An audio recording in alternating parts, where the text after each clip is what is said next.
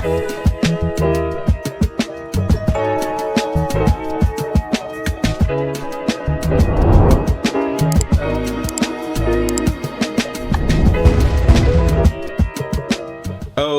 hey everybody, welcome to another episode of On the Wrist from Off the Cuff. Today I have a really cool review for you guys from the brand Excelsior Park. A little about them: they're a heritage micro brand revival, and they were inspired by Excelsior Park's prestigious past to produce watches of the finest craftsmanship as a tribute to the brand's history of quality and excellence.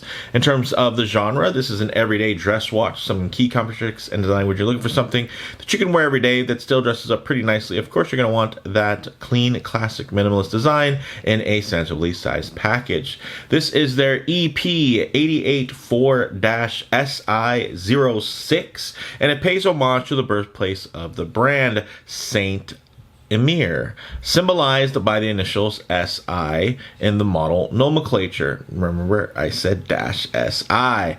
And it's inspired by one of the rare three-hand models produced by Excelsior Park in the 1950s, as the brand was most known for their mechanical chronographs, which, you know, even have been featured on this channel in the past. Now, this is a brand new release, and it's going to be released very soon, depending on when you're watching this video, in terms of July of 2024. Now, this goes for $995 direct from the brand, and I know for a dress watch that might not sound like the cheapest watch, but I will tell you, there is not a lot about this watch that will make you think of the word cheap otherwise. So I think it makes perfect sense. This thing is really, really elevated. Wait until you see the movement in here. It's really beautifully finished. So with all that said, let's go ahead, zoom the camera out, get this piece in hand, and take a closer look. All right, guys. Yes, quite a handsome piece. Again, I'm not looking at this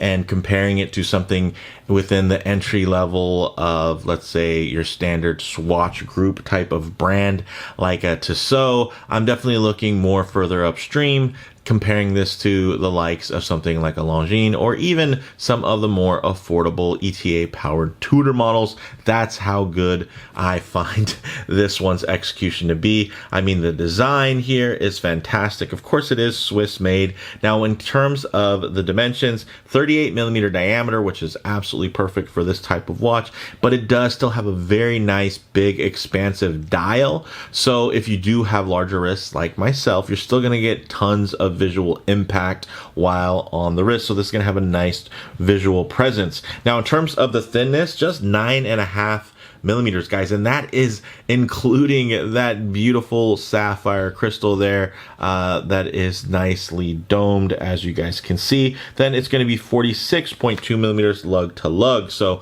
not too shabby. You're also getting drilled lugs at that. And let's just take a minute to admire the finishing on this watch. Let the camera focus. Look at that nice brushing there. Beautiful high polished bevel, nicely executed. Look at that. Great transition, nice flow, and you guys can see that the light loves this watch. Now let me give it a quick little wipe here, just because, you know, those higher polished sections are gonna get, you know, they're gonna grab little smudges and fingerprints and whatnot, because yeah, when you touch this piece, you're gonna want to feel it out, because it just has such a nice organic flow to it. Now, in terms of the bezel, it is a very thin fixed bezel, as you guys can see, very small diameter. You can see it a little bit better at angle, but when you're looking at it head on, I mean, it's barely there, guys. This dial really pushes to the far edges of the face. So again, it will make this 38mm watch have a lot more visual presence. So if you're looking for a smaller watch, maybe, you know, again, in terms of the dimensions, I think this is absolutely perfect. But, you know, people have different preferences when it comes to different wearing profiles. But I will say, again, if you are on the fence, 38mm seems a little small for you, you're more of a 40mm and up kind of guy, I'm telling you guys, this dial pops so much that it is going to look absolutely beautiful even on a larger wrist. Now, it does have a nicely signed push-pull crown, as you guys can see here. Very nicely done. Check that out. And then in terms of the movement, let's take a look, guys. We'll unclip this. Ooh, check out that movement. Let me give it a quick wipe and then find the right angle to really to really showcase this movement, because it looks very, very handsome. So really beautifully done. Let's catch it here, get it to focus. There you go. Check that out. Very nice, very clean, blued screws, nicely decorated. You'll even find a nice amount of that flat brush, but there's actually some nice perlage behind the balance wheel there. I don't know if the camera's gonna be able to pick that up, but check that out. It's a really nice looking movement, guys. Very clean, and the movement in question is actually the mechanical Landeron L21, which is a manual wind movement, as you guys can see here, guys. No rotor. It has a 36-hour power reserve, beats at 4 hertz or 28,800 vibrations per hour in terms of that beat rate. And yeah, it's nice. They didn't have to, especially at this price point, under $1,000, just under $1,000, right? Typically, you're not going to see something with the beautiful blued screws. I mean, I've seen much more expensive watches that have very, very plain movement choices and in terms of decoration. So I think this one is really handsomely done. It has a nice amount of pop, and again, it really just ties in to that kind of old school, more ornate nature of this particular piece. I think thematically it just fits really, really well. Now, getting into this dial, it's fantastic, guys. You're getting this pale silver domed sunray dial, and there's no date, so it's going to be very, very legible, very balanced. You see these beautiful applied indices, polished hands. There's no lume, but in terms of sportiness, you are getting a nice amount by this being 100 meters or 10 atmospheres of water resistant. So I think that's great. Of course, it's still a push-pull crown, but as long as that crown is pushed in, you should be good to go. You're getting 20 millimeter lugs, which are going to be very, very versatile, and you're getting drilled lugs. So I mean, when it comes time to swap straps, this one is going to easily be quite a strap monster. Let me just give it another quick wipe here, guys, just because it's just that nice. I just want to make sure I'm presenting it in all of its glory. And this is one of the more boring colorways, guys. I mean, it's available in a couple of other more vibrant colors, but for me, there was just something about this pale silver that just hits that mid-century subdued, understated look in a really beautiful way. And of course, it does add a nice bit of versatility, as it kind of goes with everything. So very, very nice. And with that 20 millimeter lug width, you're going to see it mounted to this gorgeous beads of rice bracelet. I know it does have a male end link there, but I will say it flows quite nicely off of the case, as you guys can see there. And with that nice case profile, I don't think it causes any issues for alarm. And honestly, when it's on the wrist, you're not going to notice. I mean, if you look at it at like particularly this angle, which maybe somebody's wristwatch check on Instagram is going to have that angle, you're going to notice, of course, that longer, those 3 long fingers coming off of the end link. But otherwise, again, I think it's one of those things that you might catch a harsh angle once in a while, but generally in actual wear, it's something that you're not going to notice at all, really, at least not in a negative way. You will notice it in a positive way in terms of the beautiful articulation on this really, really well executed bracelet that tapers down quite beautifully from about 4 millimeters to 16 millimeters, and then you get to this nice push button milled clasp that's going to have 6 micro adjust positions there, manual micro adjust, of course, but still nicely done. And it all just flows quite beautifully, guys. Check that out. So that definitely gives it more of an everyday vibe by them putting it or making an option to have it on this beads of rice. I will say, of course, this is gonna look gorgeous on just a basic black strap, or really any strap. You can go some nice deep navy blues. Of course, various shades of gray are also gonna look fantastic on this one, just because of that infinite versatility with that nice pale silver dial. But with that said, let's actually get it on the wrist and see how it wears. Okay guys, as you can see on my 7.5-inch wrist, I think this wears really, really beautifully. Look at how nicely centered it is. And again, that larger, more expansive dial, very uncluttered and minimalist, is going to give you a nice visual punch. And it's going to make this watch visually, again, have a little bit of a larger footprint, although the actual physical footprint is going to be much nicer, right, and more compact.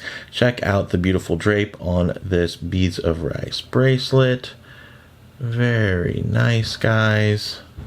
Nice and thin. Look at the way the lugs slope down. It transitions nicely, even though, of course, you do have those male end links. Again, it doesn't disrupt the flow of the lines of the watch at all. Very, very clean. Again, with that rotorless design there with the manual wind setup, it is going to be really thin. Look at that.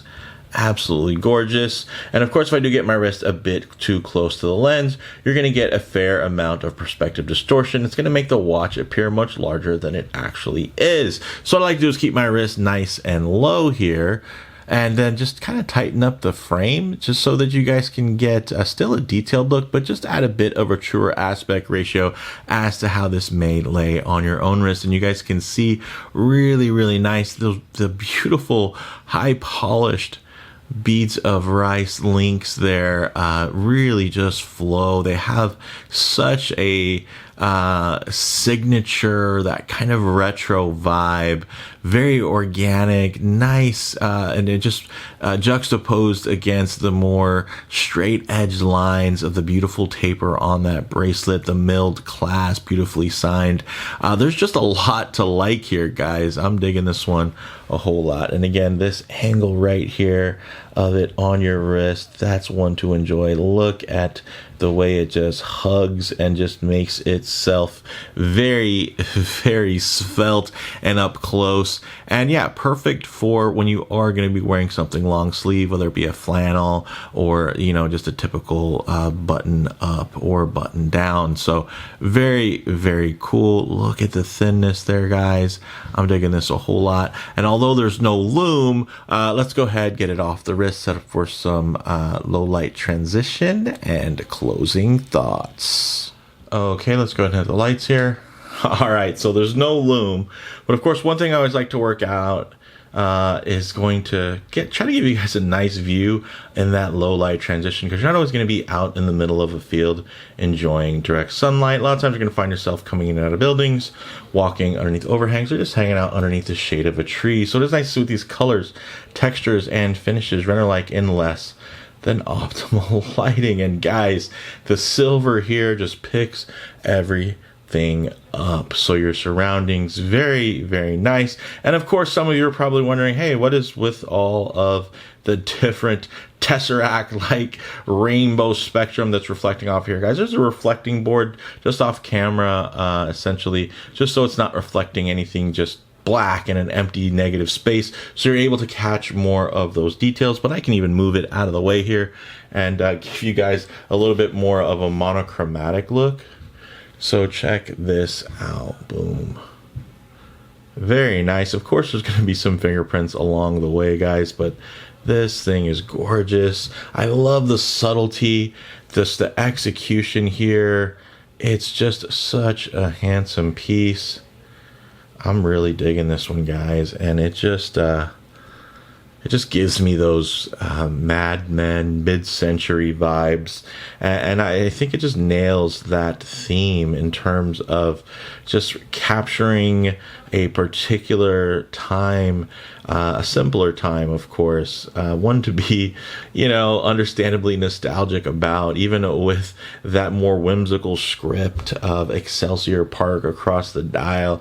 There's something that just feels right about it, right? I don't know how else to describe it besides it just has a little bit of that magic to it. And again, I understand this is very plain, and I'm sure there's going to be plenty of people that are going to want to compare it to a bunch of other watches that are going to be much cheaper. And again, guys, there are some super expensive watches that are even simpler than this, and part of that things that makes them desirable sometimes are the beauty, the balance within that simplicity. You don't need to overcomplicate the formula to achieve such an impactful design. And yeah, here this one just looks absolutely gorgeous.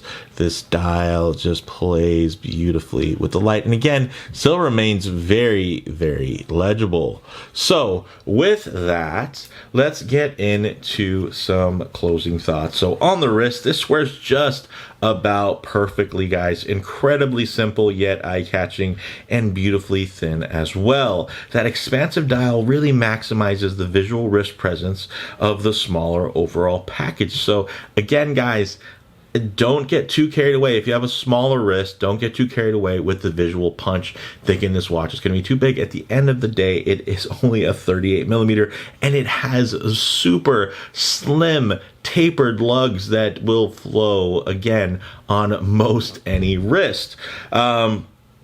And if you have a larger wrist, the beauty is because of this big, bold dial, again, it's going to balance the watch out based off of that visual weight, even though it does have that smaller, tidier, svelte, trimmed, and beveled, silhouette. Again, it works magic, and I think that's one of the beauties here. This isn't a watch where the brand is going to have to release a 41 millimeter and a 36. I think this 38 is just going to be able to, across the board, be such a sweet spot for so many different wrist sizes, wrist shapes, and overall, aesthetic preferences in terms of what people are into, whether they're into something that's a little bit more classic or something that's going to be a little bit more contemporary in terms of size. Now, model variants, guys, this is available in various dial colors in either a steel bracelet or a two-piece leather strap, showcased here on the steel bracelet. In terms of comparable models, guys, in terms of design, execution, and value, Excelsior Park already made a really strong case for themselves as frontrunners in the Swiss mechanical chronograph under 2,000 price range, and they're really doing it again with this elegant three-hand model that's positioned just under $1,000. So for me, again, I know this isn't it's not some big complex watch that, has all these crazy feature sets. So, everybody that's maybe spec hunting, this probably won't be too enticing for you. But those of you that are looking for something as a whole, thematically, that are looking at a watch for, its overall design and its package and how everything comes together, or sometimes doesn't come together. In this case, very nicely, I think everything comes together.